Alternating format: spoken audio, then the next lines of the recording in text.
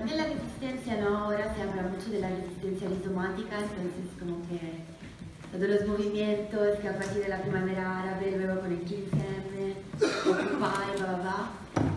Entonces la misma lógica, decimos, ¿no? Neoliberal o capitalista también se aplica.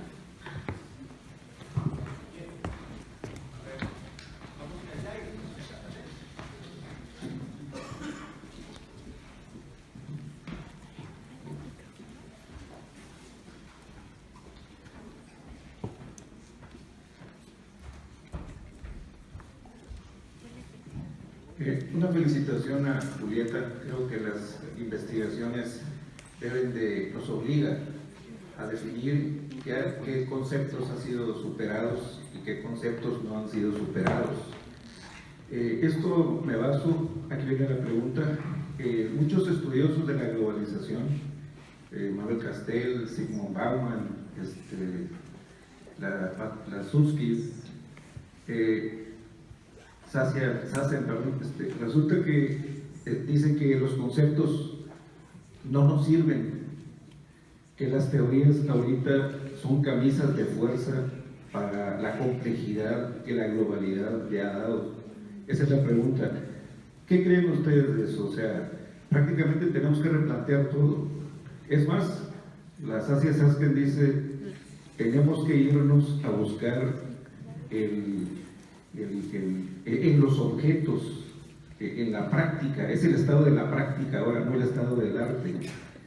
Tenemos que irnos a ver el gene, la esencia de los problemas locales, y eso para producir nuevas teorías. Entonces parece que las teorías viejas, vamos a llamarle así, están siendo camisa de fuerza ante estas nuevas manifestaciones y fenómenos. Felicidades, Julieta.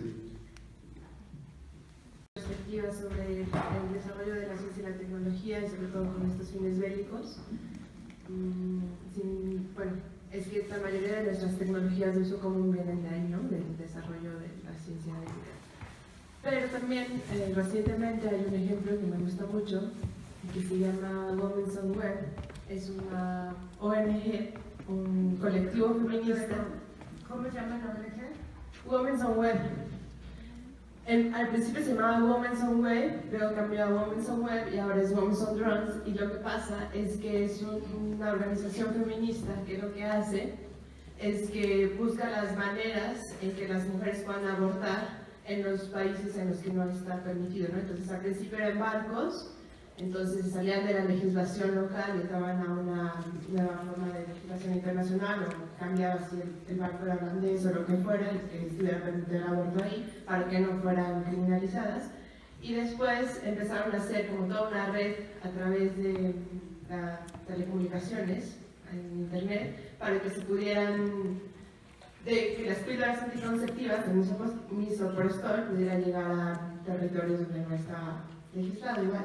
Y ahora lo que están haciendo es que están mandando las píldoras a través de los drones, justo para que no tengan que involucrar a personas en este procedimiento. Entonces va el dron, tira las píldoras, dicen la ubicación, las recogen, y entonces ellas pueden acceder al tratamiento sin ser criminalizadas y sin estar pues eso. Y bueno, a mí me parece que en todo este contexto en el que también se desarrolla la ciencia y la tecnología, y que es de muerte, pues también hay otras alternativas, o más bien dependiendo de los actores políticos que estén involucrados, se pueden pues usar en beneficio, ¿no? Y en este caso para mí es como muy importante rescatar que no siempre, o aunque sí sea la ciencia y la tecnología en su mayoría un tema de mucha violencia y despojo, también se puede cambiar esta perspectiva para que la ciencia y la tecnología sea para el uso civil y benéfico. Para vigilar, para tener control de ciertos grupos.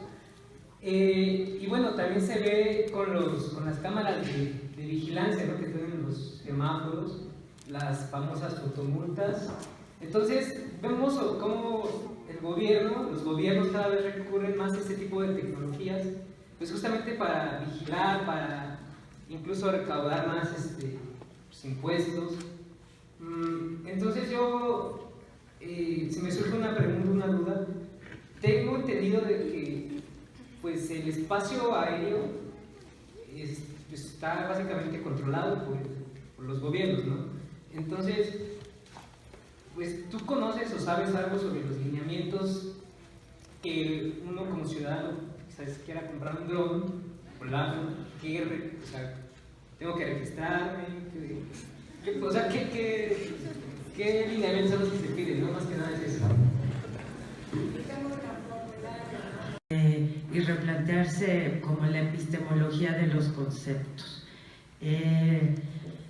Me gusta mucho tu expresión de camisa de fuerza, pero además creo que hay una tendencia, hay como varias tendencias en la academia, ¿no? Por ejemplo, una tendencia a ser muy teóricos, ¿no? Que yo estudié aquí, pero ya no estoy aquí, entonces sí, ahora tengo esta distancia para darme cuenta que en ciencias sociales, en geografía, filosofía, en la UNAM, la reflexión es casi exclusivamente teórica, ¿no? Entonces ahí me parece que hay un riesgo de que en efecto los conceptos sean camisas de fuerza para analizar fenómenos, ¿no? No es, me sirvo de esta teoría para dar cuenta de este fenómeno, sino voy a estudiar este fenómeno a partir de esta teoría, que son metodologías distintas, ¿no? Incluso epistemológicamente parten de distinto lugar. Luego hay otra expresión que me gusta utilizar, que los conceptos ahora son palabras maleta, ¿no? Es decir, palabras vacías en la cual uno, como en una maleta, va poniendo lo que quiera y lo que necesita para ese viaje, ¿no? Entonces hay esta paradoja entre falta de precisión conceptual y al mismo tiempo la hegemonía total del concepto frente al fenómeno. Y creo que en todo caso la propuesta sería precisamente que desde las ciencias sociales tengamos una reflexión epistemológica con respecto al concepto, ¿no? Casi ontológica, ¿no? Pero bueno, esa sería como lo que yo puedo decir con respecto a las camisas de fuerza. En relación a los aspectos positivos del dron, en efecto, toda invención tecnológica del hombre, del ser humano, tiene efectos negativos y efectos positivos, que es lo que dice Giddens, ¿no? Las consecuencias no buscadas de la acción, ¿no? Pueden ser positivas o negativas. A mí lo que me parece es que la discusión no es si sirven para algo bueno o sirven para algo malo, porque eso es totalmente subjetivo y moral, ¿no? En realidad. Y yo lo que creo es que la importancia es que independientemente si destruyen o construyen, se requiere de una reflexión filosófica sobre estos planteamientos. Sobre todo porque en el caso de las pastillas que van los drones y los dejan, y en el caso de los misiles que van los drones y los dejan, en ambos casos hay un vacío jurídico. Entonces, en ese sentido, creo que no va por una cuestión moral, sino por una cuestión jurídica, ¿no? Y filosófica. Con respecto a el formulario de los drones, ¿no? No es cierto. Bueno, un poco retomando lo que dice Hasberg, que es, bueno, ahora las tecnologías lo que hacen es regular el caos, más que estas tecnologías punitivas de controlar el orden, ¿no? Y es en ese sentido que me parece que tu reflexión de la vida cotidiana tiene que ir, ¿no? De las cámaras, en realidad es regular el caos, ¿no? Básicamente sería la lógica de ese tipo de cámaras. Porque en realidad es como en la escala del dron que mata es una amenaza, la cámara que te registra si vas rápido en el coche o no también te plantea una amenaza que te impide proceder de una u otra manera, ¿no? Y bueno, en efecto, el espacio aéreo está regulado, pero el espacio aéreo está regulado a partir de una altura, ¿no? Un dron comercial que tú compres, empecé a leer toda la legislación porque pues, estoy empezando esta investigación, y en efecto el dron comercial personal solamente puede volar a 15 metros, si hay, no debe de tener una cámara, hay ciertos lugares que tienen otras especificaciones. Sin embargo, este dron comercial como objeto lúdico individual también pone en entredicho lo que es el espacio público, ¿no? Yo en un parque, si veo a alguien que trae un dron lúdico, yo me incomodo porque no sé si me está grabando o no me está grabando, no sé. Realmente replantea, y esa es también otra de las metas de mi reflexión, es replantear lo que es espacio público, entre otras cosas, ¿no? Y bueno, con respecto a la cuestión del espacio, en realidad no es que es un poquito en las camisas de fuerza, que aquí el compañero hablaba, me parece que la pregunta va un poco en esta lógica del concepto como camisa de fuerza. Y en realidad la cuestión no es si se parecen o no, sino la cuestión es que cómo ha evolucionado la producción del espacio a partir del desarrollo de nuevas tecnologías, ¿no? En realidad, por ejemplo, fíjate, eso es muy interesante. Las personas, no hablé mucho de las personas que viven bajo los drones porque casi no tenía tiempo, pero por ejemplo, en esta problemática técnica que tienen los drones, que hay un desfase entre la imagen y la acción, ¿no? Y el tiempo, hay un interfase que en estas dos tecnologías se tiene la imagen, pero no llega al tiempo exacto. Entonces, por ejemplo, la población iraquí ya aprendió a detectar esa interfase, y entonces lo que hace es camina en zigzag, por ejemplo, ¿no? Y está produciendo el espacio, nada más que determinado por tecnologías, ¿no? Nuevas. O por ejemplo, el espacio del operador, que tampoco hablé mucho de eso. El operador está a kilómetros de distancia.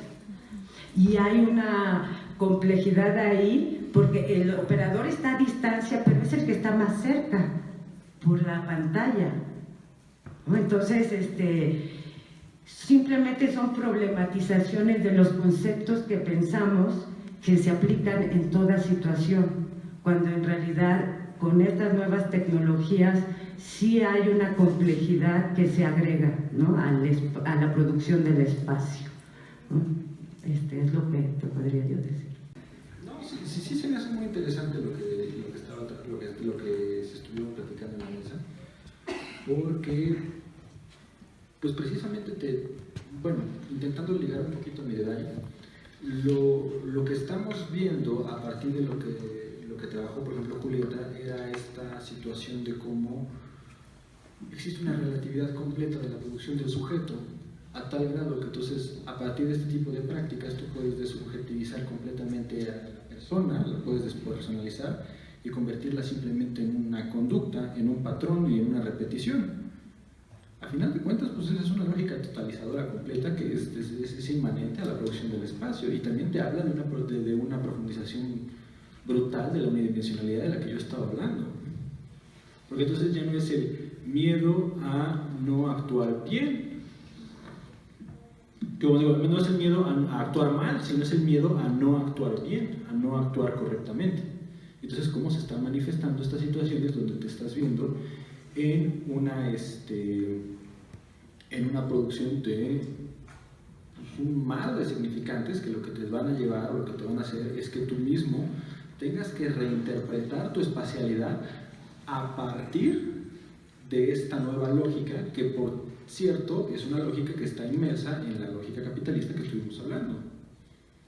Entonces yo sí tengo mucho que rescatar, porque precisamente tú no puedes disociar las lógicas punitivas de la lógica, de la lógica del capital, como bien trabajó el doctor Janoschka.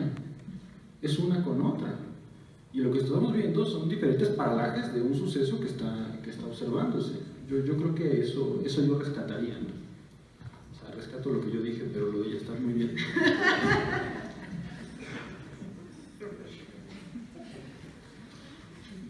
Bien, yo quiero interpelar directamente al comentario que hizo el compañero sobre la vigencia o no de determinadas teorías y entonces sobre la necesidad o no de pensar necesariamente bajo otros códigos. Yo entiendo la pregunta del compañero más como una provocación a profundizar en ese ámbito. Yo creo que ni lo uno ni lo otro. El problema sería la oposición, entonces ahí nos meteríamos en un callejón sin salida.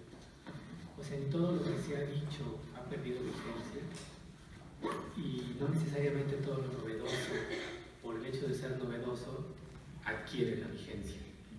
Y la vigencia en términos teóricos y en términos explicativos sobre un proceso, hay que entenderla además como una vigencia histórica inserta en los propios procesos. Yo creo que en ese sentido la respuesta inmediata a estos acontecimientos como es la globalización, por supuesto, y por ejemplo las innovaciones tecnológicas, como en su momento por ejemplo fue la bomba atómica o la invención del automóvil, que realmente han sido revoluciones en términos no solo materiales porque aparece un nuevo instrumento, sino porque revoluciona y reconfigura por completo la forma de configuración social.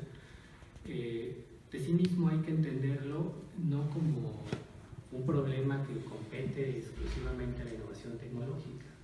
Es lo que Gramsci denomina como las revoluciones filosóficas que son detonadas por intervenciones históricas profundas.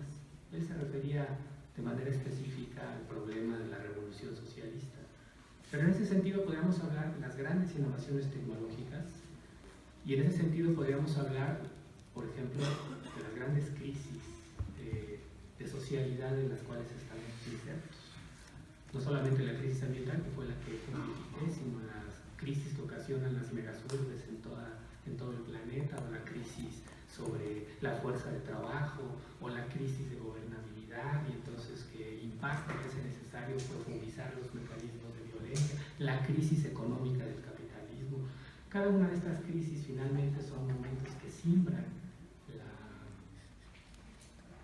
forma en la cual comprendemos el mundo, porque finalmente aparecen ante nosotros como insuficientes, y entonces que detonan en términos del propio Gramsci revoluciones filosóficas. Pero son revoluciones filosóficas que no se discuten en la teoría desde la teoría por sí misma, sino que hay algo en el contexto histórico, social, que nos impone esta transformación por la insuficiencia de determinados conceptos, pero no solo de que sea algo que se vaya acumulando, sino también por la necesaria, digamos, viraje en la perspectiva en la cual estamos analizando.